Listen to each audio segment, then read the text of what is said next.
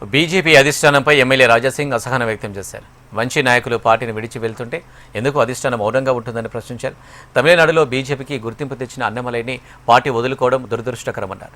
ఏ వ్యక్తి అయినా రాజీనామా చేస్తే దానికి కారణం తెలుసుకోవాలని, వారిని పిలిచి మాట్లాడాలని సూచించారు. నేను రాజీనామా చేసినప్పుడు కనీసం ఎందుకు రాజీనామా ఇచ్చావో అడగకుండా రాజీనామాను ఆమోదించారు. నాలాంటి అన్నమలై లాంటి వాళ్లను కాపాడాల్సిన బాధ్యత పార్టీపై ఉందని ఎమ్మెల్యే రాజాసింగ్ సూచించారు.